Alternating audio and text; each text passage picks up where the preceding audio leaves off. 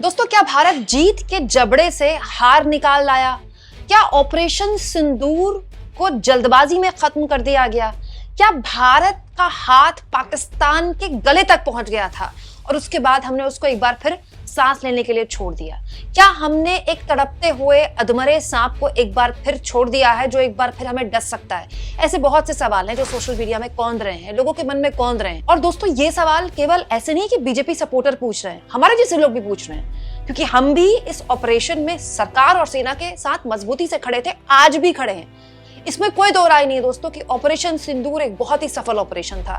भारत की सेना ने एक बार फिर साबित कर दिया कि वो केवल पीओके तक सीमित नहीं है। अगर देश पर उंगली उठाई जाएगी तो ना केवल पाकिस्तान के अंदर 9 आतंकवादी ठिकानों को निशाना बनाया जाएगा, बल्कि पाकिस्तान के मिलिट्री बेसिस को भी निशाना बनाया जा सकता है। और वो हमारी सेना ने करके दिखाया है, मजबूती से करके दिखाया है। लेकिन दोस्तों, हम एक लोकतांत्रिक देश है, हमारे यहाँ पाकिस्तान की तरह सेना अपनी नहीं चलाती है। हमारे यहाँ दोस्तों जो नेतृत्व होता है वो राजनीतिक होता है। इंदिरा गांधी का नेतृत्व था तो पाकिस्तान के 2 टुकड़े हुए और वो किए भारत की सेना ने। ठीक वैसे ही मोदी का नेतृत्व था, इसीलिए ऑपरेशन सिंदूर हुआ और वो किया भारत की सेना ने। लेकिन अब जिस तरह से अचानक से सीज फायर किया गया, उसको लेकर अब विश्लेषण होना शुरू हो गया है।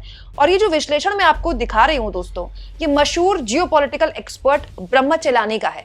ब्रह्मचेलानी बहुत बड़े एक्सपर्ट है, मतलब ये वो एक्सपर्ट्स है दोस्तों जिनको अमूमन आप न्यूज चैनल्स के डिबेट में चीखते चिल्लाते नहीं देखेंगे। अगर ये बोलते हैं तो ये अकेले जुड़ते हैं एंकर के साथ, क्योंकि ये पूरी दुनिया में जो हो रहा है उसको लेकर बहुत ही बारीक नजर रखते हैं। दोस्तों, उन्होंने अचानक से सीज फायर जिस तरह से ऐलान किया गया उसकी आलोचना की है और ये कहा है कि बस हम जीतने ही वाले थे और हार एक तरह से भारत के हाथ लगी है। देखिए ब्रह्मचेलानी क्या कह रहे हैं। उन्होंने बकायदा एक लंबा चौड़ा ट्वीट किया है दोस्तों, इस पूरे अंग्रेजी का लंबा चौड़ा ट्वीट है। इसके अलावा दोस्तों ब्रह्मचेलानी ने इंडिया टुडे से भी बात की है।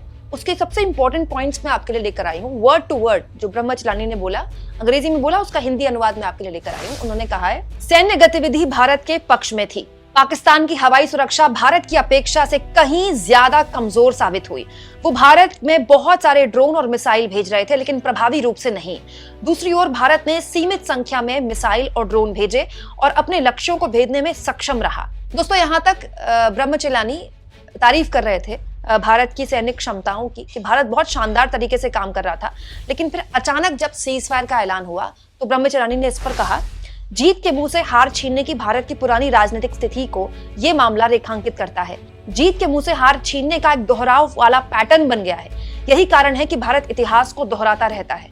हम इतिहास से कभी नहीं सीखते, इसीलिए इतिहास खुद को दोहराता है। 1972 में हमने पाकिस्तान के बदले में कुछ भी हासिल नहीं किया, बिना अपने युद्ध लाभ को बातचीत की मेज पर दे दिया।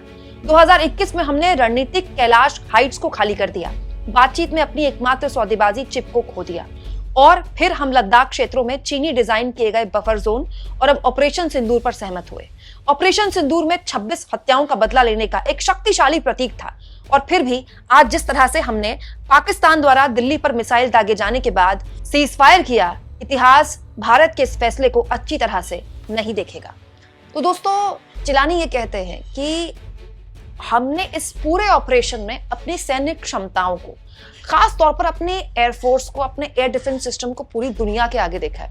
क्योंकि दोस्तों, ये जो हो रहा था, ऑपरेशन सिंदूर की जो कवरेज हो रही थी, आपको क्या लग रहा था केवल इंडिया में हो रहा था? पूरी दुनिया में इसके अलावा कुछ नहीं चल रहा था। इनफैक्ट साउथ कोरिया जो इतना दूर है, जिसको भारत की पॉलिटिक्स से कोई मतलब नहीं रहता, वहां तक प्राइम टाइम में यही चल रहा था। अमेरिका हो, रूस हो, चाइना हो, यूरोप हो, यूके हो, पूरी दुनिया में भारत और पाकिस्तान का ही संघर्ष चल रहा था। क्योंकि ये 2 मुल्कों के बीच का संघर्ष था जो कि दोनों न्यूक्लियर संपन्न राष्ट्र हैं। और इसीलिए हर कोई चाह रहा था कि कैसे भी करके खत्म हो जाए, क्योंकि जरा सा मामला बड़ा नहीं तो एक्सलेट होने में मामला फिर उसके बाद संभाले नहीं संभलता है। लेकिन चिलानी ये कहते हैं कि पूरी दुनिया इस बात को देख रही थी कि भारत ने अपनी सैन्य क्षमताओं को साबित किया। जिस तरह से भारत लगातार ताबड़तोड़ ड्रोन्स का मुकाबला कर रहा था, भारत की सेना ने बताया कि एक रात 400 ड्रोन भेजे गए। लेकिन भारत ने विफल कर दिए। मतलब मिनिमम डैमेज हुआ है, मिनिमम डैमेज हुआ है, लेकिन बहुत ही मिनिमम। उसकी जानकारी भी सेना ने दी है, लेकिन उसके बनस्पत पाकिस्तान को हमने बहुत बड़ा डैमेज दिया है। 9 आतंकवादी ठिकानों को नेस्तनाबूद कर दिया भारत ने। ये बहुत बड़ी बात है, बिना एलओसी पार किए। और ये केवल दावा भारत नहीं कर रहा है, अब विदेशी मीडिया वहां घूम घूम के, जहां वो आतंकी ठिकाने खत्म किए गए ना, घूम घूम के वो वीडियो बना रही है। तो ऐसा नहीं कि वो भारत की मीडिया झूठा दावा कर रही है, सच्चाई ये है कि वहां पर 9 आतंकवादी ठिकानों को हमने खत्म कर दिया। उसके अलावा दोस्तों, भारत की सेना ने औपचारिक तौर पर ऑफिशियली एक जानकारी दी है कि भारत ने पाकिस्तान के 3 एयरबेस तबाह किए हैं। ये औपचारिक जानकारी है, जबकि इंडियन एक्सप्रेस जैसे बहुत ही ऑथेंटिक अखबार हैं जिन्होंने एक बहुत इंपॉर्टेंट जानकारी शेयर की है दोस्तों।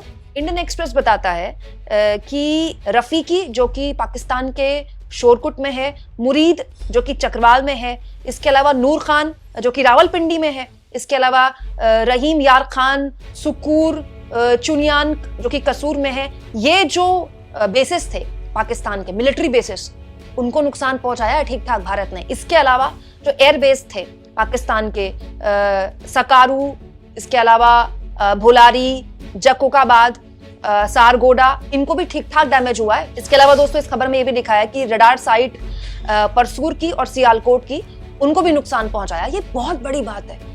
आपने केवल आतंकी ठिकानों को निशाना नहीं पहुंचाया, नुकसान नहीं पहुंचाया, आपने मिलिट्री बेसिस को निशाना पहुंचाया। मतलब आप सोचिए, पाकिस्तान की दुखती रग है, वो गुमान करते हैं इस बात पर कि हमारी मिलिट्री, सारा घमंड चूर-चूर कर दिया आपने।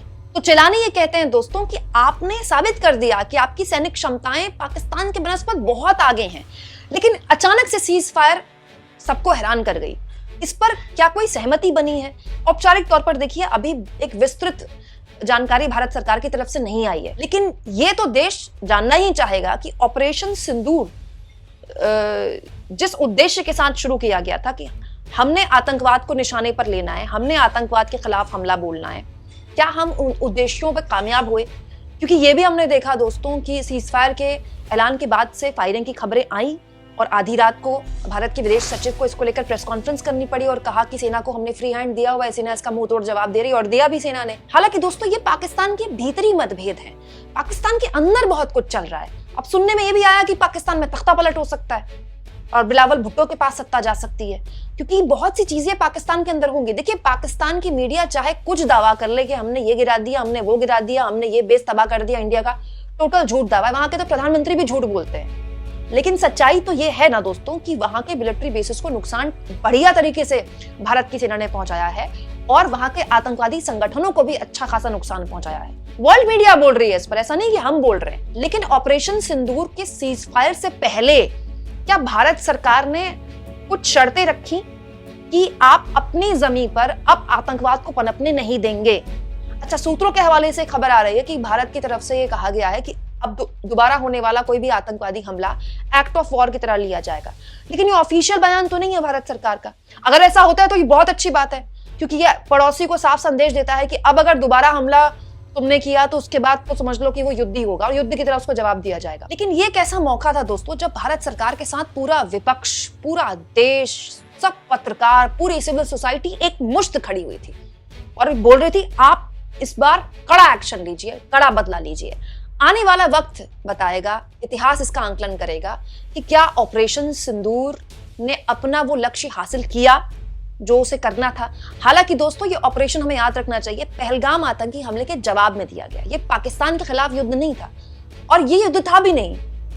पाकिस्तान के पीएम बोले हम युद्ध जीत गए तो उन कुछ भी बोलेंगे, युद्ध था ही नहीं है। पाकिस्तान के पीएम बताएं कि युद्ध का ऐलान हुआ था क्या? उन्होंने तो बताया नहीं औपचारिक तौर पर।